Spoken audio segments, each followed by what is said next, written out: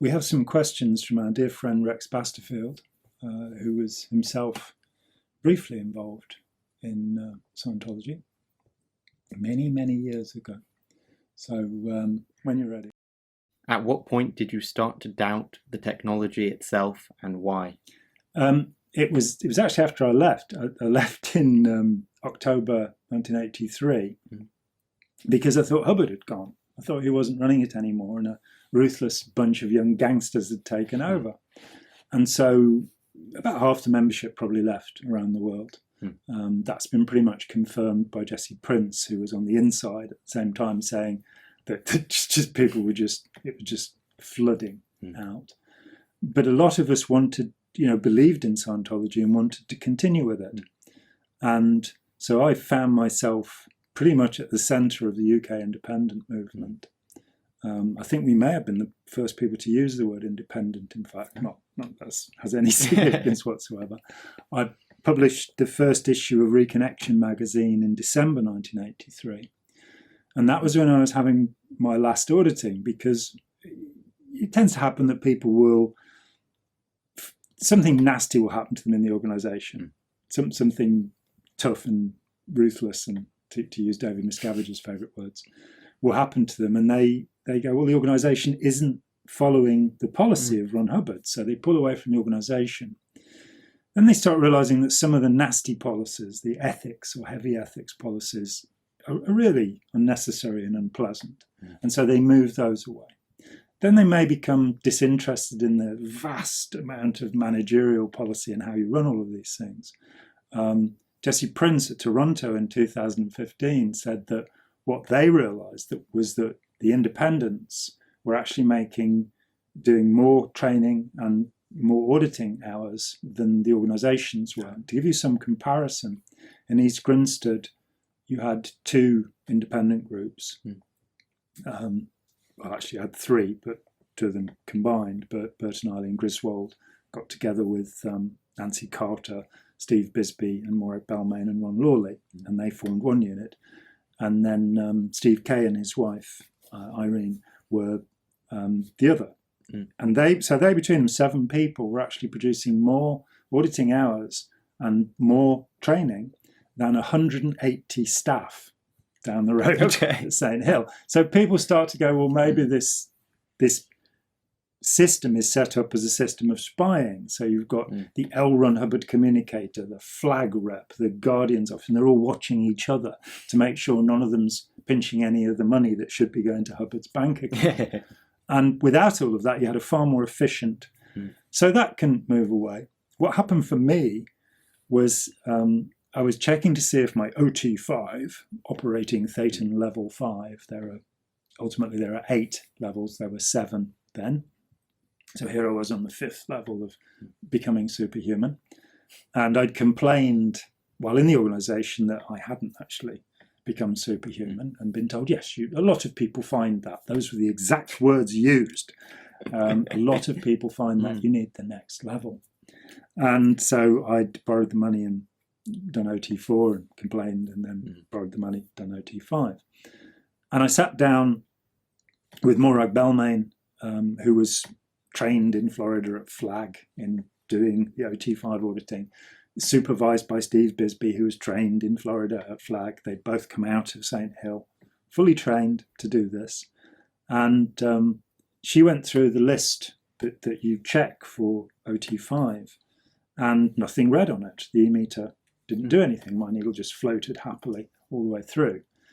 And I got into a conversation. I actually said, I'm not sure that any of the body thetans, the little indwelling spirits that you're meant to rid yourself of in Scientology in the secret levels, demons, dibuks, gadons, as they're called in other systems, Satans, body satans, that I didn't feel that anything I'd addressed was actually a living being in the same way that I am. You couldn't have a conversation with them and talk about the weather or anything, because they weren't very talkative.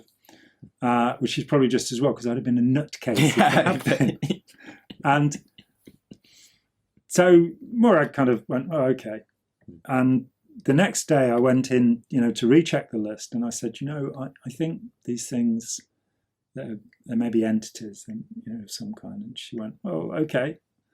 And, or maybe even attention units, which is an expression that came and went in 1951, before Scientology actually came along. The book that attracted me talked about your attention units becoming jammed so that you couldn't use them. So maybe it was that. And then the third day I went in and said, I really just made it all up. It's all imaginary. I didn't have any body thetans. Now, as a natural clear, I wouldn't have been there when the OT3 incident happened 75 million years ago. So it would be logical that I wouldn't actually, if you're a natural clear, you'd also be a natural OT7. You wouldn't have any of this stuff because you wouldn't have what's called the R6 bank, or the reactive mind. But I then said that I wanted a PTS rundown. This is going to be incomprehensible to people who've not immersed themselves. So PTS means potential trouble source, and it means a potential trouble source to run Hubbard or Scientology. And the idea is that you are under the influence of a suppressive person, whether in real time or from the past, that you're reacting in that way. And I said, look, I've been in Scientology for 9 years. I don't know anybody else who's not had some kind of issue with PTSness. So maybe that's the thing I need to check. And Morag went off and checked with Steve Bisbee. And Steve said, yeah, give him a PTS rundown. So the question is basically, pretty much who's suppressing you. And I hadn't thought about it. I honestly hadn't thought about it. I just felt if there was something wrong, it could be in that sort of area. Maybe I'd failed to identify body thetans because of some suppressive influence. I was still desperately trying to hang on to this thing. And it just came out. I just said L. Ron Hubbard. Who are you PTS to? L. Ron Hubbard. And Morag went white. I've never seen anybody blanch in this way before, because of course you believe in him. It's all based on his super powers and his incredible technology and all of this, and making sure the money keeps going to him. He had $648 million in the bank when he died, and he wasn't allowing staff to have toilet paper because they weren't producing enough for him. So she sort of blanched, and she then desperately went, said, could you think of anybody else? And I said, well, I could sit here all day and think about people who might have annoyed me at the supermarket or something. But really, honestly, that's right. I've been, he has suppressed me for 9 years by making me believe this gobbledygook. And that's that. So she had to do the most awful thing that any Scientology auditor can do, which was to say, I'd like to indicate that you were PTS to L. Ron Hubbard. And that was my last auditing session. It was a year before I realised how poetic that was, that it was a full definition of Scientology. But I still actually then went to the OT6 course, or Advanced Ability 6 course, as they called it. And I'd looked at the stuff and went, more body thetans, I'm done. 6 is the training for 7. And I decided at that point that the best thing to do was to actually extract Scientology from myself. Rather than trying to look at it through itself, though I did a little bit of that. I'm one of the few people who actually finished the Data Series Evaluators course, which is supposed to make you supremely logical. It didn't work for me, I'm afraid, nor for anyone else I've met. But it certainly didn't work for Hubbard. But I started to look at Scientology in terms of the data series, just in my mind, and going, what are the out points, what are the plus points? And I realized that there was no real coherent narrative in Scientology. There was no book where you were told, this is the cosmology, this is what we believe. The universe was created 1.25 quadrillion years ago. The only place you find that out is if you read the OT5 pack, which you're only allowed to do if you're trained to give it as auditing. So you're not told that. It's, you get a cold-blooded and factual account of your last 60 trillion years, but in history of man. But what's the date of the universe? Well, Hubbard had dated it, but he decided not to make that public. There was no explanation of the fundamental techniques and how they worked. And, there are millions of words. And so that meant that there was an altered importance in terms of outpoints, that you should say these are the most important things. And the only place I know where you can actually read what the basic ideas of Scientology is to this day is, let's sell these people a piece of blue sky. Because I had to explain it in one of the later chapters. So I realized that Scientology itself wasn't coherent. And I just decided that the best thing to do was to expel all of the ideas and then look at them bit by bit and say, is that true? And as yet, it is only 36 years I've had to think about this. But there's nothing in Scientology that you can't find elsewhere. And because it doesn't fit together properly, you have this massive contradiction, which is that Scientology is going to make you more self-determined. By you giving over your determinism to L. Ron Hubbard. Yeah, by you agreeing with everything that Ron Hubbard says. Now, that cannot work. You would have to have your unique individuality and your ability. Then when you find that Ron Hubbard frequently contradicts himself, and we put up Never Believe a Hypnotist, hopefully by the time this goes out, which shows just time after time.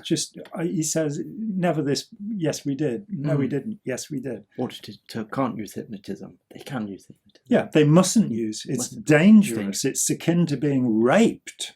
But sometimes you use it. Sometimes it's necessary to rape the person. And that continued, and it's a sort of blind spot that when you see those contradictions, even on the same page, you don't necessarily register them. One of the most blaring is Ron's Journal 67, which was where he announced the discovery of operating Thetan level 3 to the world. And it's a pretty short lecture, 20 minutes, half an hour or something. Certainly when I was involved, it was the single most listened to lecture in Scientology because it would be played to people, and so I was very familiar with the content. But I didn't notice until I sat down with a transcript after leaving that early on he says that you must ignore critics. Just ignore them.